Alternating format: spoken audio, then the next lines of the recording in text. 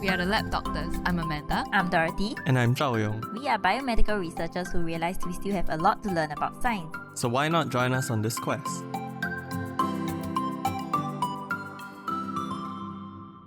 Hey everyone, welcome back to the Lab Doctors podcast. So today we'll be talking about runner's high. So Runner's high means what? Oh, glad you asked. So, okay, why I wanted to talk about this is because we started lab exercise again and we kept bringing this up. So, what do y'all think is a runner's high? It's the lie that is propagated by capitalism and people who want you to sign up for gym memberships or like buy their exercise equipment. Glad you said that. I think it's like when they're happy, they are performing, then they are more motivated to keep on exercising. Who's they? The runners. Okay. Okay, so a runner's high describes a brief, deeply relaxing state of euphoria. So euphoria being extreme Relaxing? joy or delight after intense or lengthy exercise. So it's called runner's high because it was like first like described in like marathon runners, but then like it's actually any kind of exercise you can get this high. So people who experience this also report feeling less anxiety and pain immediately after their run. So some people say they experience it within a few minutes of exercise or within the first few hours. So it really varies from person to person. So the next question I have is, do you all get runner's high? Yes. Yes, I feel like I do get it, but I get it like very delayed. So maybe like 15 to 30 minutes after I finish exercising, I would feel it. And so then a lot of times my brain doesn't really correlate the exercise to that feeling that I get. And so I just feel like very good, very happy, very like, yeah, motivated to do things, but I don't really know why. I don't think it applies for me. Like, okay, no, the only thing it does is maybe reduce like my headaches when so I just feel like my body is healthier a bit. But then again, I'm very tired. So I'm like not high. I'm just like, I guess relaxed in a state where you can like just sleep easily, I guess. Okay. I mean, I do get runner's high, but I don't know whether it is runner's high, which is why I wanted to like look at it. And apparently it is very rare, with the majority of athletes surveyed reporting that they never experience it. So David Linden, a neuroscience professor at Johns Hopkins University, said that many distance runners feel merely drained or nauseated at the end of a long race. Yeah. Not blissful. Yep. But another issue that people bring up here is that it is difficult to measure like runner's high because euphoria is subjective between person to person. Wait, what actually happens when you get the runner's high? Like, do you start dancing? No. I just feel very happy. I just feel very happy. And like I feel very I don't know if this is what a lot of people feel, but I feel very comfortable in my own skin. I'm like suddenly I'm like, oh, my body is my body, and I'm so happy to have this body. That's what I feel when I get runner's high. It's a cult. For me, it's like all my anxieties disappear. Then I become a full-on weirdo. I'll just say whatever comes to my brain. Oh yes, let's talk about that later. But okay, so one of the issues is that it's difficult to measure because it's subjective, right? Like what I describe as euphoria or a deeply relaxing state is different from what you might feel. Okay. And the second thing is it's coupled with the fact that you have to run for quite a while for it to kick in. So most people agree that it usually hits around the 30 to 45 minute mark, which may not be easy for a lot of people to like reach that level of like exercise, continued exercise. So which is why it may be quite rare, and which is why you usually see it in like marathon runners because you are running for like longer than that. So 30 to 45 minutes would be like somewhere between like 5 to 8K for most people. Okay. Yeah, so if you're not reaching that, then like chances are you might not even be able to feel it. Like trigger the response. Yes. Right. So that aside, some people clearly do feel it. So my next question is, what do you think causes runner's high? Endorphins? Yeah. That's totally what I thought of as well. So running an aerobic exercise releases a flood of endorphins into your blood. And endorphins are often called the feel-good chemicals because they produce feelings of happiness and pleasure. Yeah. So before we go further, like, did you all know how they came up with the word endorphin? It's like a dolphin that is endogenous. I was thinking of dolphins too. Okay, endogenous. Yeah, so endogenous meaning our body produces it. So where do you think the second part of the word comes from? Fin? Dolphins. Yeah. Okay, it's from morphine, which is the pain relieving opioid. So Endorphins is kind of like the short form of endogenous morphines.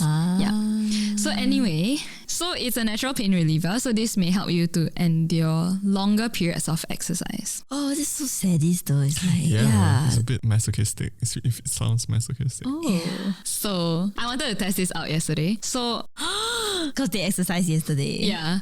I mean, for me, usually once I hit that point after 5 or 6K, I feel like I could go for another 3 or 4K. But before I hit that point, it feels like torture. So yesterday, like we did a 45-minute workout. And then I'm like, I feel it already. Maybe I should try going for a run. And then I ran for like another, I think 3K. Wow. And I felt so good. And I'm like, oh my God, I definitely feel this. Am I part of a exercise cult? But like population me, I guess. Because I self-cult. ran by myself. But do you all feel that pain relieving effect of endorphins though? Well, that assumes the pain is not in my soul, but in my body. Physical pain. Have you ever experienced it?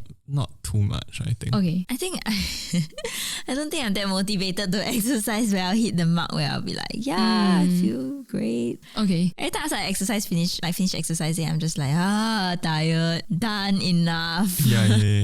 It has to be an end of the day thing, because if it's at the start of the day, I'm done with the day. Is that why people exercise in the morning? I feel like for some people, it's a good like kickstart for them. Oh, because of the adrenaline. Yeah, but I can't. I can't, yeah. When I used to swim in the morning, the rest of the day, I'll sleep. I had no energy. I'm an evening workout person as well though. Yeah. So like it just helps me exercise more, number one, and like it makes me feel better. It makes me feel so good. Okay, but here's a plot twist. Scientists believe that endorphins were responsible for runner's high for decades, but more and more research is veering away from that because while endorphins are released into the bloodstream during exercise, they are large molecules. Not as in like large as we can see them, but like microscopically they are large. Okay. So you can see under my microscope? No. As in like when I say large molecules, I feel like most people would think like, oh, you can see it. But actually it's like large in the sense that like relative to other molecules, it's quite big, body, but you can't see it. So, but their size prevents them from crossing the blood-brain barrier. Yep, the BB. Wait, The BB. endorphins are not released like in the brain? Yes, so I was like, isn't it like a neurotransmitter as well? Yeah. So I went on another deep dive on Wikipedia, but basically endorphins can be released either by your CNS, so your central nervous system, which is like the brain and the spine, or the peripheral nervous system, which is where most of it is released.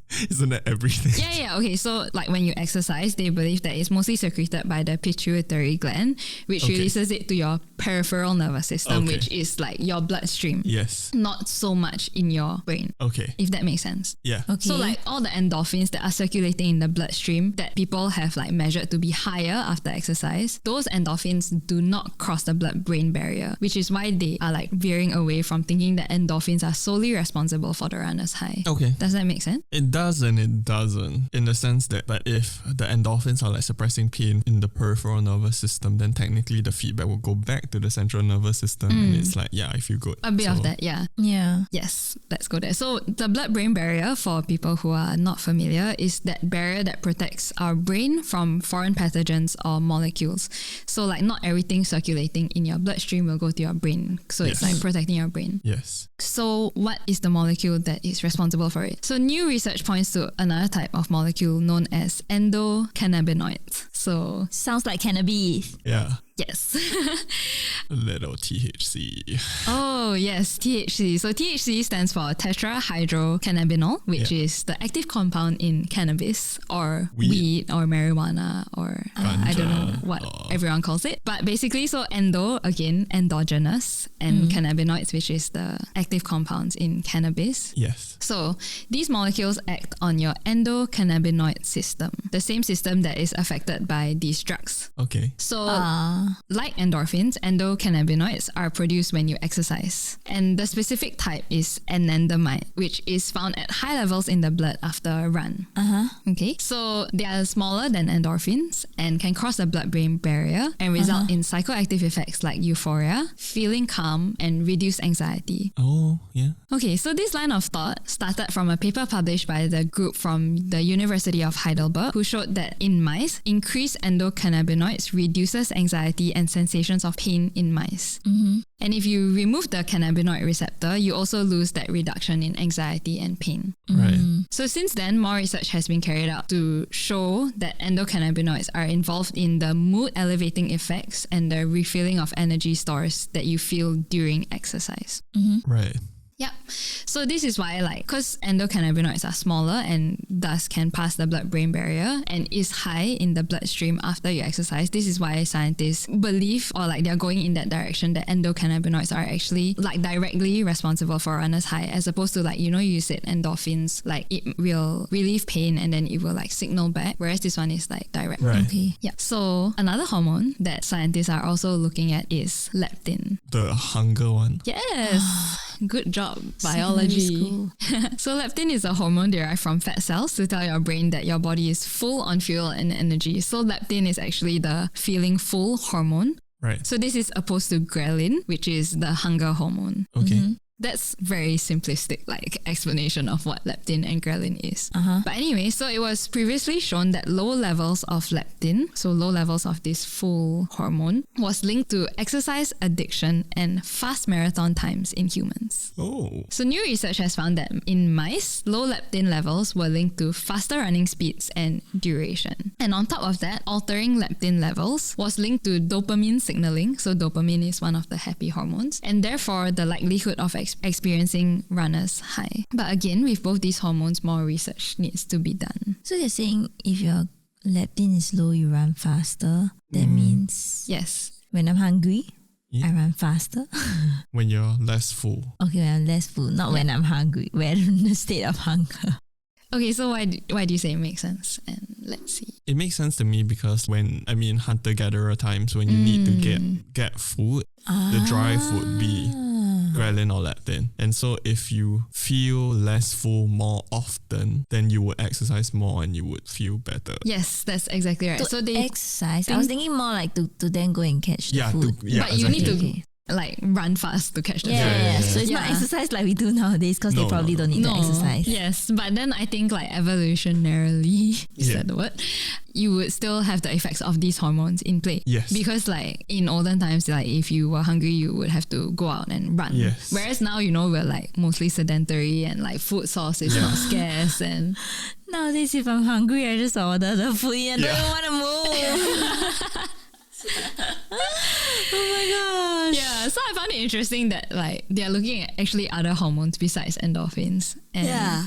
so that's where the research is at now, but all the papers say more research needs to be done. So As always. as always, yeah. So I didn't realize how rare it was. What's this the is stats for how rare? I can't find it. Oh. I really tried to look at it, but then a lot of the articles were by ClassPass or something, and I'm if not a lot of people feel it and you're selling it to everybody, is that ethical then? Okay, so sorry, I wanted to talk about it because sometimes you only know what you experience and you don't know what other people experience, and this is a very narrow way of thinking about it, but this is how I think sometimes what I experience is what everyone else experience. Yeah. So I always thought runner's high was super normal and that everybody feels it and that you just have to run and then you feel good. Yeah. And then when we talk and after our exercise and everything, then I realized, oh, maybe it's not. And then I Google it and it's actually super rare, and it kind of humbled me a bit because I'm oh yeah, my experience is not the world's experience. But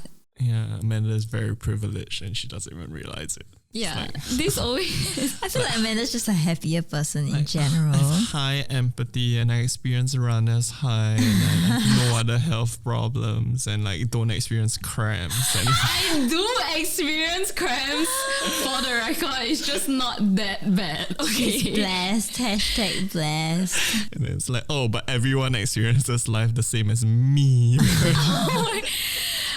Yeah, okay, that's what I'm saying. I apologize to everyone in my life for assuming that everyone experiences life like I do, and I acknowledge my privilege in that sense. Yeah, no, but everyone thinks that way though, so it's fine. Yeah, no, which is why Actually, I'm no, this it's is not fine. It's not fine, but if we're all working on it, then I think it's better than yeah.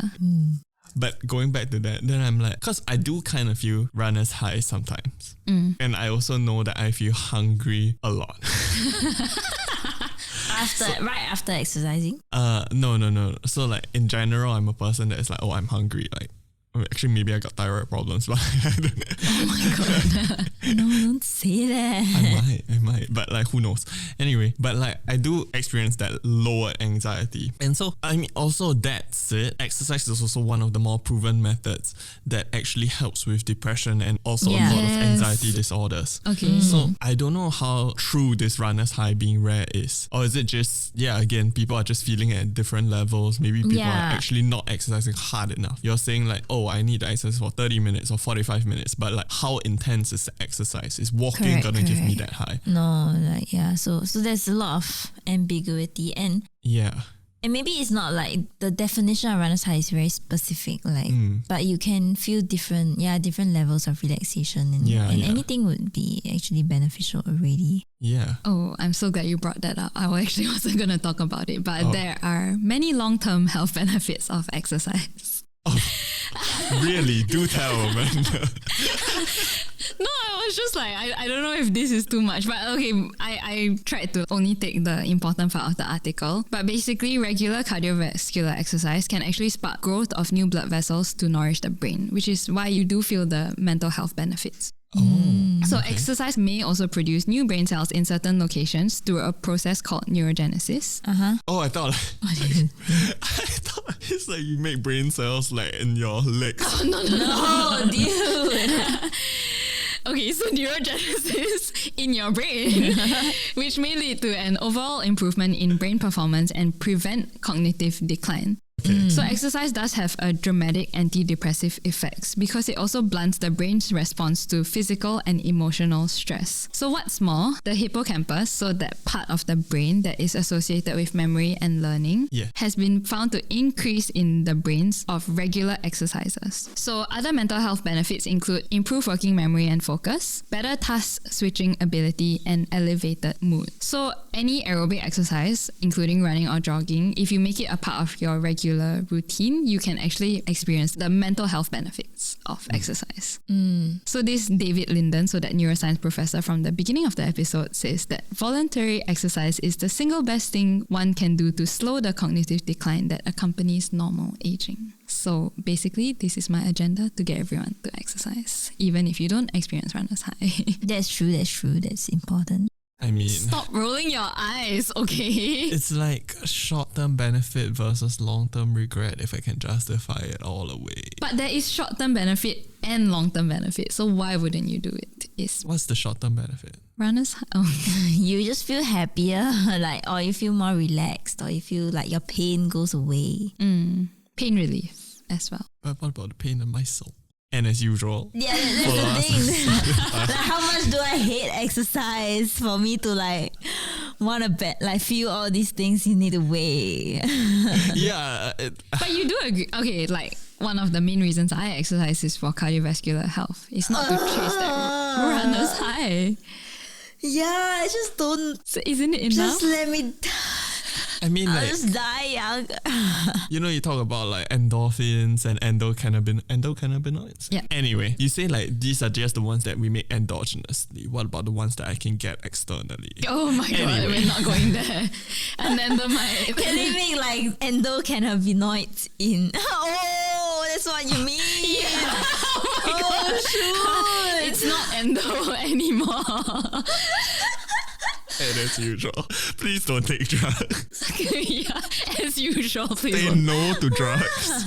Is the official stance of the lab doctor. Yes, as usual. Subscribe to our YouTube channel and follow us on Spotify. A like and a comment and a rating would really help us out. You can also follow us on our social media, Instagram, Twitter, or Facebook, and feel free to DM us any questions. Alternatively, you can email us at thelabdoctors@gmail.com. We'll link all the articles in the episode description so you can check them out. Thank you. Say no to drugs. Bye. But yes to exercise. Bye. Get them endogenously, not exogenously. Yeah.